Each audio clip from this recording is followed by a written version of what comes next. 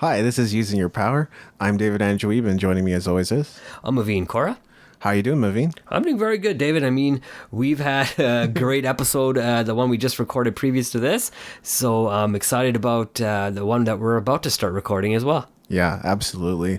And we've chosen community as a particular topic that we were interested in covering. I think one of the things about community is it has a variety of different connotations. Depending on who you ask, they might think community is just like some Mickey Mouse gathering, amateur hour, gong show kind of thing.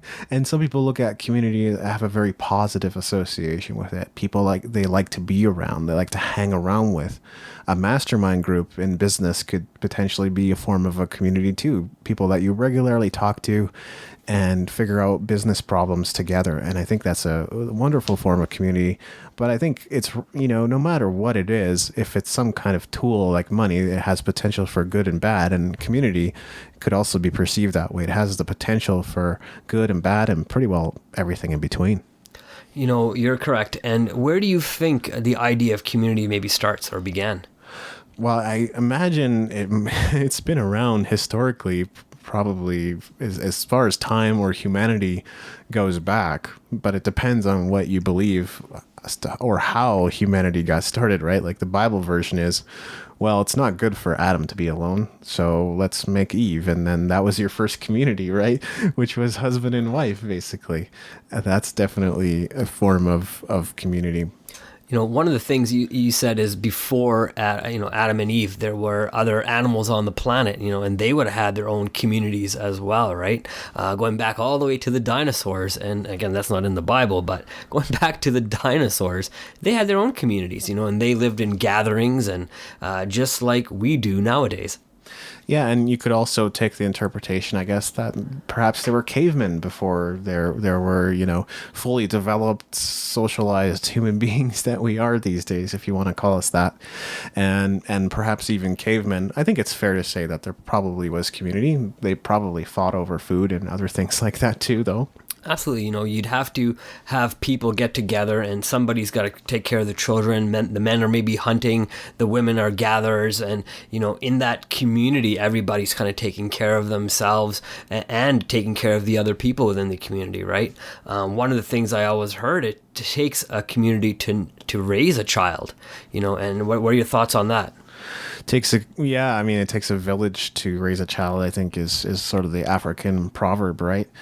And I don't know. Maybe it does. Maybe it doesn't. It's not as though if the Bible version of reality or history is true, then it means like it took two people to raise one child or two child or how many children Adam and Eve had to start populating the planet. But I do like the idea in the sense that you learn different things from different people. And I think that's exactly what we see through the progression of like grade school. Okay, so now you have teachers that are teaching you specific subjects. Good teachers will teach you about life, and maybe not so good teachers will just teach you the subject of what you're supposed to be studying in school. And then you begin to have, after teachers, you have professors. Maybe after professors, you have bosses. And if you're lucky enough, then you maybe have mentors looking forward. So really, you are raised, but it's continual and never ending in a way until you kind of become the sage within your community. You said it correctly. Eventually you become that wise one, right? Even going back in time, I'm assuming that there would have been different, just like we have right now, there's different people in different age groups, and, there's the men and the women and, everybody has their role within their community and within their family as well, right? So, the grandparents, for example, may have had a role of wisdom within that community and teaching the kids and teaching the adults on how to continually move that bloodline forward. That could also be a part of growing that community and ensuring that community is successful as well, right? Coming to schools, of course, absolutely. You have just naturally you have different people from different communities, and I mean ethnic backgrounds, going and getting together in these schools, which are big communities, even for 6 to 8 hours a day, or however long people are going to school for nowadays. Those are communities that people go to, and they bring their own belief systems to as well. Definitely. I think psychologically we are wired as human beings to want to belong. And I think that's probably the origination of community and how community originally came about. I've spent a lot of time in Canada, not in Japan, but in Canada, not belonging. So I know how much that sucks at times. Right. But the other thing that I realized the other day was just like, yeah, okay, but if you want to be a popular person, you sort of have to be like the everyman or the every woman to everybody.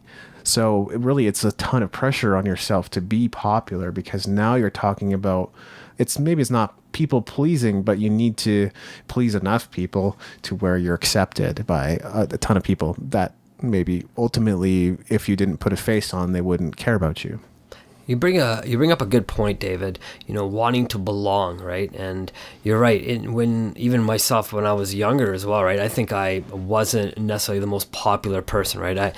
When I was younger, growing up in elementary, Vanilla Ice and MC Hammer were the popular artists at that time on the radio, and people were always getting the Vanilla Ice haircut, Yes. And growing up in my household and seeing, in the East Indian community, wasn't really open to the idea of these crazy haircuts that everybody was getting, that all my friends were getting, right? So I was never able to get those haircuts and be part of a group or part of that genre community as well.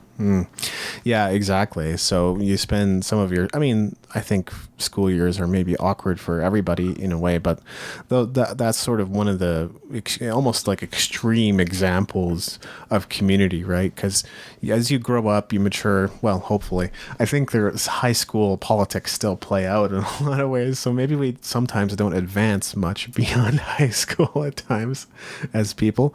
But I like to think that in time, you mature, you gain a better understanding of the world and you begin to understand other people as well, and maybe in a way that you didn't see them. I think daily, that's what I find. I would not have had that reflection about what it means to be popular had I not matured and learned over the years. So, things like that don't just occur to you out of the blue. No, they would have started off with first you understanding, okay, maybe I'm not as popular as I could be, right? But it's growing and changing, and kind of the conversations we had previous episodes about that personal development and working your way into finding a place where you're saying, hey, you know what? I don't need to be as popular as perhaps one of the jocks in school. I can be popular just by being who I am and finding those people who like you and relate to you because who you are, not because who you're trying to be. Yeah, and not by trying to please people, because in the end you realize that's very tiring, right? And if you're lying to a bunch of people, then you have to remember what those lies are.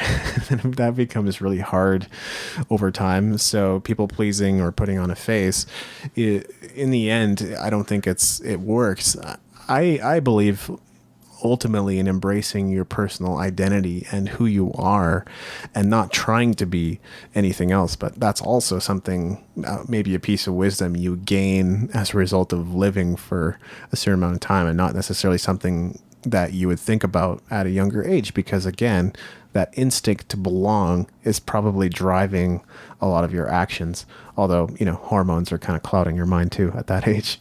Absolutely. And you bring up a good fact, right? And you make me think of a question I'm going to bring back to you. I know you said a community is for everybody, right? But who do you think in your personal experience would benefit the most from community? Although we know it's for everybody, what types of people do you think would benefit? Well, I think that's a really interesting question. We see the people that are out and about and outside and doing things, and we have to recognize that's like not a representation of everybody on this planet, right? Some people are vastly overweight, unable to move, or maybe they're in a wheelchair, or maybe, they just don't have much self-confidence. That may not have anything to do with their looks or skills or talents or anything else, but they don't feel good about themselves.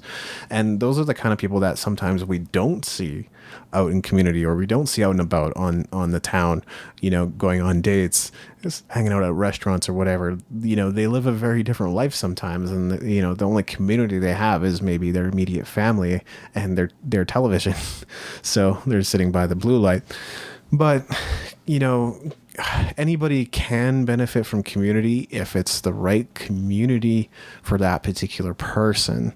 And I think that's where it gets kind of difficult. Like, I would appreciate a good business mastermind community, but does that mean every mastermind is for me? No, because there's obviously people that have just getting started. And I'm not saying I don't have gaps or holes in my knowledge, but I would like to learn people who are maybe at the same level as I am or more advanced than I am. Preferably, I think there's still things people can bring to me if they have different experiences. So I still stay open to whatever. But my point being, not all masterminds would be right for me, because maybe some of these people are dishonest and they do dishonest things to get business. So that kind of thing wouldn't really work. So, if I understand correctly, community, like you're saying, is for everyone. And there are people who would definitely benefit from being a part of a community. Like you said, someone who may be overweight, but needs to get out there and really be in the presence of other people to maybe get uplifted, to help them out of a situation of maybe depression, which we don't want to cure with pharmaceuticals. Right. And one of the things you said as well is being a part of a community. We talked about network marketing, and finding that right group to belong to was huge. Now, when we kind of just recap, we talked about belonging to two separate groups. It's funny, if you had belonged to the group I was in and I belong to the group you were in, it would have been much a different experience for us as well, right? I think we would have probably actually left that community probably a lot quicker and a lot sooner. But there was a reason we were attracted to that community and stayed in that community and look at place for that length of time, 5 years for both of us, right? Because there was something that kept us there, something that we needed, right? So you're right, it's not necessarily just for people who, the community is not just for someone who looks like they have everything together. It is for people who don't have their shit together, the best way I can say it. It's for everybody. It's such a great point, because community can be for a season. It's the same as relationships, right? We can hold on so tightly to what we have and then lose everything. But if we hold loosely, in a sense, we kind of gain everything. It's almost, that's kind of a spiritual principle in and of itself. But communities won't necessarily last for the rest of your lifetime. I've been to 12-step groups. I'm not an alcoholic. I was dealing with some other things, but that was a form of a community of fellow people who were struggling in different aspects of their life. I've been to grief and loss groups. Again, community of people who shared maybe death in their family or death of a spouse or something like that. And, I wouldn't say those are always 100% healthy either. Many of them are, and many of them are set up for you to be able to get some support and be able to learn and figure out what it is you're going to do moving forward. But yeah, I think grief and loss is one of those things specifically where we don't necessarily have a way of coping with it. It really is like a bizarre, odd, sad, difficult experience for most people. And I think we're not necessarily equipped to handle death. I think you make a good point, David. We're not equipped to handle death, I think, in the West. If you look at communities of the Eastern cultures, I think they're much better adapted to handling death, because it is something that's taught to them. It is something they witness and they see, and there's different ceremonies that are tied to death within the different communities that they belong to, right? Like I was telling you, I'm from the East Indian community, like I told our listeners, and within the East Indian community alone, there's always people there that can also help lift you, because they're from the same towns you're from. They're from the same cities. They've known your parents, or they've worked with this person, or they know you through somebody. They've heard about you through somebody else, right? I know growing up, that was always the case for me, right? Because my parents made a name for themselves within their community, so that name they made for themselves reflected back on me. Now, I did want to quickly touch on something you brought up. You said that, if you were in a 12-step program, that it sounded to me like you were saying that community can eventually go away. Absolutely, if you decide to have that community go away, it can go away. But if you've made a connection with somebody within that group, then you can continue that friendship long after, and be each other's crutch as you guys are supporting each other and moving forward through your problems that you were there for. I think so, but it's all sort of a reason or a season. Nothing is permanent, and change is the only thing that we can really assure in our lives. There's a reason why I no longer go to that 12-step group. It could be because I'm healthier, but it was also an issue of people. I'm not going to talk about anybody that was there because that would be breaking their anonymity, not something you're supposed to do in 12-step. I've outed myself, but that's okay because that's me. It's a decision I've made. I think that goes back to finding the right program or community that works for you, right? Yep. Going to the first one, we can't be expected to think that that first community that we join is going to be the right community for us, right? Especially when you're talking about 12-step programs. Again, maybe someone's endorsed it to you and says, hey, you need to go check this out. Maybe it's a pastor, maybe it was a friend that had been to the same type of, place that they've recommended to you now, right? But again, you got to find the right teacher for you when you go to these 12-step programs or any sort of community, right? It doesn't, just because I was born, for example, of an East Indian descent, doesn't mean the East Indian community is potentially the right community for me, right? There's a whole vast world for me to explore. And, I think personally, I belong to everybody's community, right? I don't only just belong to my own personal community. Anybody I can connect to, I belong to their community as well, right? So if you still had those issues, and same as our listeners, if you have issues that you're still dealing with, look for different ways and different people and that you can connect to help you get through those issues. But this is the difficulty of a community in general, don't you think? You're meeting with a bunch of people that are imperfect, and yourself you're imperfect, and then you can't necessarily find a perfect community to be in. So sometimes I personally feel the challenge of that. It's so hard to find sometimes, a group of people that you connect with. Or maybe you make an effort, they make no effort whatsoever. And then you start to feel like, well, what's the point of me making the effort? Even though, yes, I do believe in kind of being the leader in your life. And that, I think when you accept that responsibility, now it's about, okay, who do I talk to? Who do I say hello to? Who do I build a relationship? Yes, but sometimes that's not reciprocated at all. And communities can be built on these really stringent principles and laws and regulations and red tape. And to me, yes, absolutely, there's also a positive association with community. Some of the healing that's happened because of that, some of the relationships that have come out of that, some of the friends I've made because of that. But there's also the pain of community where I was, especially in religion, where I was like, what is going on? That's an interesting thing that you brought up, David. You're right. If you were part of a community and you don't feel a part of that community, there's things that you necessarily may have to work within yourself. There's things that the other person may have to work within themselves. You're right. There is no such thing as a perfect community. But, that's what I enjoy most about belonging to whatever communities I'm a part of, because they're not perfect. And I relate to not being perfect because I'm not perfect.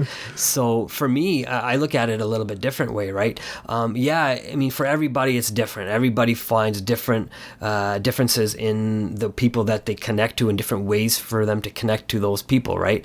I don't necessarily connect to everybody. You don't necessarily connect to everybody, but you look for that one or two people that you can connect to. And again, like I said, if you can't connect to them within that group that you've gone to, you look for the different groups, right? And potentially there are no other groups out there, so you start your own. I know not everybody's going to be able to start their own group. Not everybody's there, and sometimes people aren't looking to help other people. But what I've always found is in any community, when you go out there and just try to help people, you eventually end up helping yourself as well. Yeah. Well, I think you have to, relinquish loyalty in a sense. You can't be too loyal to a community that you're not getting anything out of. You also do have to evaluate where you're at personally. How do you factor into it? Because you're obviously part of the equation. So if every community you go into is just a bummer, then maybe you're a bummer. That's a problem. That's correct. And like I was saying, you may have to work on yourself before you can get into that. And that can be hard, like what you're saying. If you have a problem right now and you're trying to get into some community where you can help get them to help you deal with it, but you first have to deal with the problem to get to a point of being able to be positive enough to deal with it. That can take a lot of time. Yeah. And unfortunately, if you're not able to get to that point fast enough, then people start self-medicating, people withdraw, and don't want to then go to those type of places.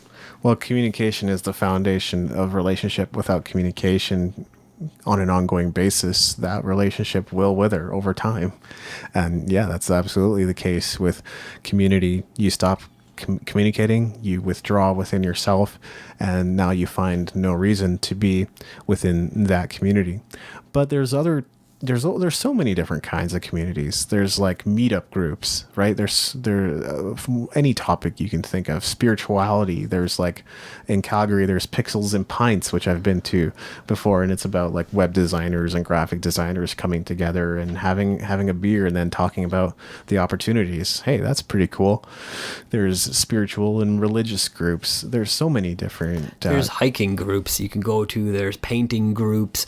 You're right. There's running groups, there's health groups, there's non-health groups. I'm sure there's people out there that say, hey, let's start a group to go eat as many hamburgers we can from every single restaurant out there, and they're all part of a certain community that they belong to, right? And you said it earlier as well, it's people want to belong, and that sense of belonging grows and keeps that community strong or weakens it.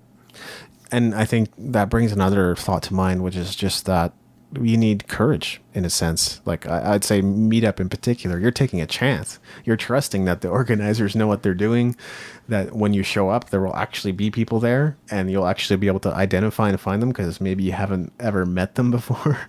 If you host your own meetup, that's different. But I think that's probably one of the things that for me anyway, that was one of the scary things about thinking about going to meetups. So like a podcaster meetup or something. I was like, well, I don't know any of these guys. I want to meet these guys. I want to make the connections. I want to be around them so I can learn more, but I don't know them and I don't know the kind of guys they are. So I'm taking a chance and going out to this meetup. So I know I've known you for a while now, David. I know how you are personally. I know what kind of makes you tick, and I know you're part of some of the some groups here, part of communities in and around Calgary. So why don't you tell me what made the communities that you joined maybe different than the ones that you had previously tried to join? Well, yeah, that's a really good question.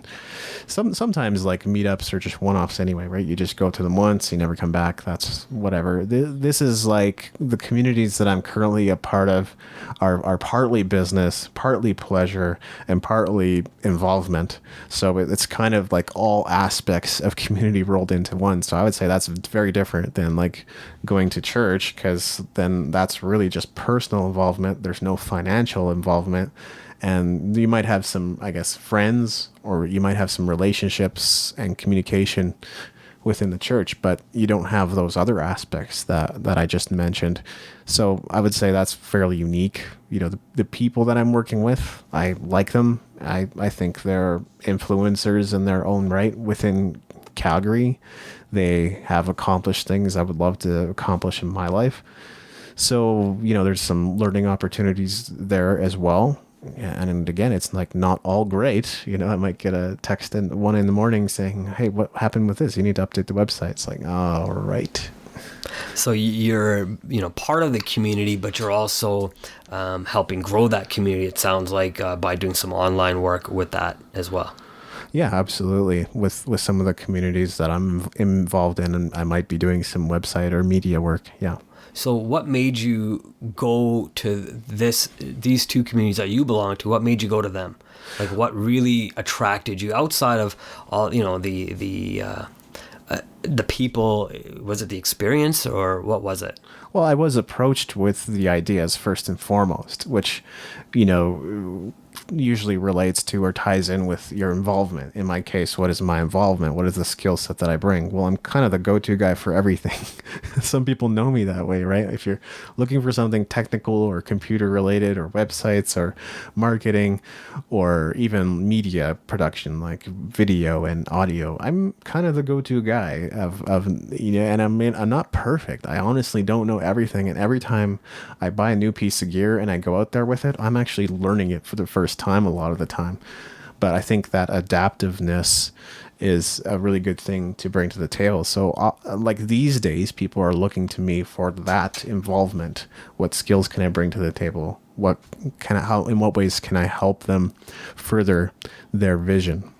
Do you think, David, that a community can operate like a network marketing group, such as a pyramid scheme? You know, there's always that one alpha person at the top of that pyramid, and then they got different levels within that group or community that kind of do as certain other people are telling them to do, or get things done or whatnot. What are your feelings on that? Well, they have, right? Like Charles Manson kind of stuff. You can think of, I'm sure you can think of other people too, maybe cult leaders and things like that. Hey, I'm not judging anybody, but I think so that's the one side of it, which is kind of like the dictatorship community. The other side of it might be like more of a leadership based community. Network marketing isn't necessarily like a pyramid scheme in the strictest of sense. I think it's sort of set up to be a legal way of doing business. But when you have a community that's fairly leadership based, oftentimes you're talking about a business, right? Don't you think? No, you're right. When I'm thinking about a business, but even within a community can have this similar structure as a business. It can. I'm going back now away from the example we've been talking about within the communities you belong to, going back to, let's say, thousands of years ago when there were communities, even when, people were getting together, there was always somebody who was going to start off the lectures or start off the talk when everybody was gathering together and whatnot, right? So there's always somebody at the top of the community that kind of handles the way the structure of the conversations may go, or what certain people in the community need to do. For example, if I was a caveman and we needed to get out there for a 3-day hunt, for example, before the cavemen left, I'm assuming, they've had these conversations within their whole community with the women and the children and the elders, and saying, okay, we need to make sure this is all being done before we come back with our kill, and then we're going to share the kill with the whole community, right? So everybody's got a certain role within that, right? So I just want to see if there's anywhere to parallel, or is there a parallel, or is there no parallel on the way those two kind of work together? Well, I think what you're describing there is also like a community board. So, for example, right now we're in Kaura, the Kaura community within Calgary. Well, it has a community board, right? They have annual general meetings to talk about different issues within the community. And unless you are participating and involved in some way as a person within that community, they're going to make all the decisions about that community. It kind of works the way government does in a way. But I think, these are oftentimes if I'm not mistaken, I don't know everything there is to know about it, but I assume these are oftentimes volunteer positions, not positions that people necessarily have an incentive, just maybe the influence that they have within the community when they become part of the board. There's no other necessarily like incentive for them to do that, unless maybe they're trying to further their political careers. You said something that makes sense, right? You see a lot of the community leaders, especially, we have our different ridings within our communities, right? We have, the different parties as well within the communities that the people that run for being elected have their own agendas that they want to be elected on, right? So Yeah. For absolutely within our own communities, there are sub-communities, and even within those sub-communities, there are, again, smaller communities. Now, just kind of going back to some of the other things that we were talking about, I don't want to take away from anything that you're doing. So is there anything that you would like to say, finishing up the talk with the two communities that you're part of, or is there something you want to expand on, not just kind of stop that conversation? Oh, no, I don't necessarily have more to say on that, but what I did have a comment on what you were saying, which is that I think like when we view sort of like specific areas within a city as communities, it's such a funny name. Like we say it kind of nonchalantly, but all it really means oftentimes in Calgary anyway, I can't speak for other parts of the world, is that that's just where you live, and like your activity you might sleep there, and you might, in my case, you might even work there, but you're not quote unquote part of a community aside from the fact that you live there, and there might be no other association necessarily with like the residents of that community. So that's kind of one really funny way of thinking about community. One of the things I'm happy about is living in Canada.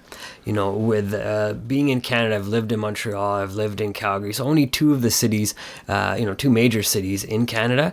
And in both cities, community is huge because both cities are made up of immigrants and and non-immigrants alike, right? So people who are first, second, third generation or more, and just seeing how they interact together really does give me the sense of pride. It makes me feel, my parents made a great decision on coming to Canada as a choice, right? Because there's many other places they could have moved to that may not have the same sense of community and drive and wanting to see people within the community succeed. Honestly, what struck me about Calgary is there is no community. Maybe that's just something I need to work on within myself potentially, but like I grew up in Japan, and compared to kind of the friendships I had there, the community had there, the people I knew, the interactions I had, some of them unpleasant, but many of them pleasant. Calgary doesn't have much, but like I was struck by how individualistic people are, and I'm sure you could find more individualistic people. I'm not saying that, but for me the contrast was massive.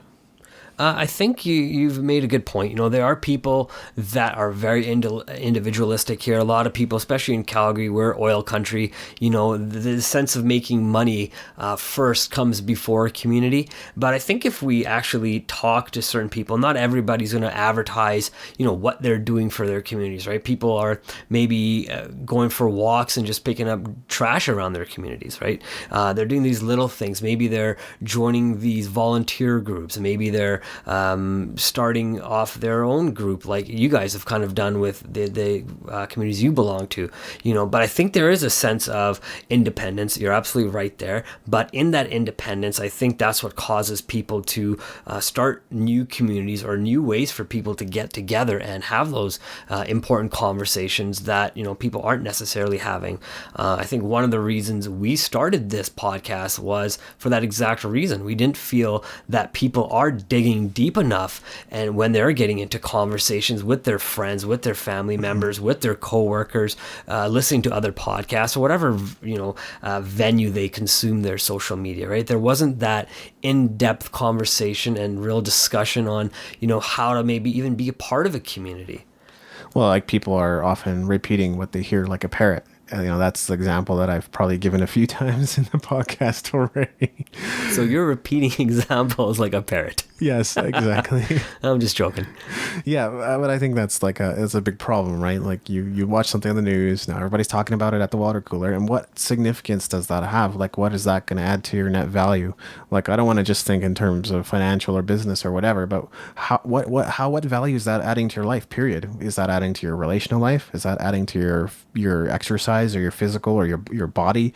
Is that adding to your intellectual or spiritual in some way? No is usually the answer. Fair enough. So what do you suggest, or how do you suggest people find a community to belong to then? Well, that's tough. I don't know if you can necessarily, pick them out. It's exactly what you said. I don't know if you can pick them out and find the right one immediately. You might have to try out a few different ones. You might have to experiment. You might have to go looking online, meetup group, maybe go to a church group if that's kind of your thing. Go to some kind of religious gathering. Maybe you start something that's accessible to you. Like if you're a musician, how about getting together with musicians at an open mic or something like that? Or if you're into pyrotechnics, then find people who are in that business of pyrotechnics and begin to interact with them and ask questions. Asking questions and answering questions. That's what we're always taught to do on internet forums, right? As business owners. So it's the same thing. Ask questions, answer questions, and that's how you create your value up front, and that's how you'll begin to make some connections. So you're saying if you join groups where people have similar or tastes as you, so maybe some sort of similar hobbies as you. That would be a great place to start to find people to connect to. Now, again, we know there's different places that you can do your hobbies, and many different hobbies that a person can have. But what if you find that your hobby is not something that a lot of people may take interest in? Then what do you do? Well, I think we live in a fairly, niche down world where you find people with just about any interest. I mean, you could probably find a group for like bearded men, for goodness sakes. I'd imagine there's everything out there. But okay, so you can't find anything. Then maybe you just go back to the basics. What is your cultural background? Who are your parents? What country are you from? I hate to use this example, but what race are you? You could use that as kind of a starting point into maybe branching out into communities, like, because you might not have interests, and I know that's totally possible. Now, you said something that made me think of something, David. When people go back to their own communities, I mean, that is a great starting point. But just to kind of take this conversation in a slightly different direction, do you think that, that's what the terrorists do as well, right? They want people to come back to their own community so then they can teach their dogma back to their own people so they can go out and hurt other people. So I think finding the right community groups as well is a big thing, especially if you're very easily manipulated in your mind. Well, this is what happens with like door knocking Christians. So I'm sure if I say that much, you know what I'm talking about. I'm not saying they're good or bad. I'm just saying, like, a lot of people, because they're friendly up front and they're very personable, a lot of people get into that because they're super lonely, or they're just looking for something else, some community to belong to. And that can be a place where you end up with. Always important to remember, birds of a feather flock together. I think some of my recent purchase decisions happen because of the people that I'm constantly interacting with, people that I'm listening to on a podcast, other business people I respect, or just people I know. And I think we have to be, I am more intensely aware of that than ever, because I have to second guess my decisions sometimes. Like, is this the right decision? Is this a good decision? Am I making am I taking the right risk, or am I making the right investment here? But I think that's something you think about daily as a business owner anyway. Right. So you're saying that your purchase decisions were Some of my recent ones, yeah. Some of your recent ones were based on the recommendations of people that that are in your community. So they've endorsed the idea of buying something. So that's another thing that I know that we didn't talk about in the last episode, but the way your community can help actually endorse products back to you. So that's an interesting fact that you just brought up, David. Yeah, definitely. We are all influenced in some way, and we become like those we interact with and know. It works on us like Chinese water torture over time. Drip, drip, drip, drip, drip, and pretty soon you're like the person. And I think that's something we have to, sometimes it's a good thing, and sometimes it's something we have to be on the lookout for. Like, if the people were associating with refers to their spouse as, the old lady or the old man, or if the people that we're associating with, they cheat, they steal, what is stopping them from doing that to you? I hate to say it, but like there's a chance, obviously, that they're going to try to swindle you too. So now all of a sudden you're associating with people that swindle, and now you want to start cheating and stealing and swindling too. I think you make a great point. In your communities that we all belong to, no matter what they are, either they're religious or non-religious, or spiritual, non-spiritual, hobbies or non-hobbies, whatever groups we belong to, they do influence us in the way we think and the way we act and the way we go out and live our daily life, right? I think you said it perfectly. If I was a part of a community and it was okay to, cheat on your spouse, then you go and do those things, right? If you're part of a community, and even if you're part of for example, example, hip hop community where you just love listening to that type of music, but you listen to that music and that music's promoting, drug abuse. It's promoting drinking. It's promoting potentially partying, because that's what the things they're doing, spending so much money, living lavish lifestyles, degrading women sometimes, depending on who you're listening to in music. You think that becomes okay because the people or the leaders, and I put that in quotation, that you're listening to condone that type of talk, at least, maybe not that behavior. Yeah, it's very true.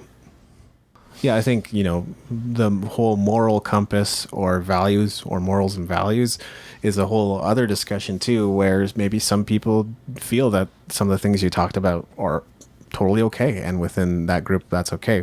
I guess as long as you're choosing to be a part of that, knowing that you're a part of that, I mean, we still don't want to condone anything like any, atrocity or violence against humanity in any way.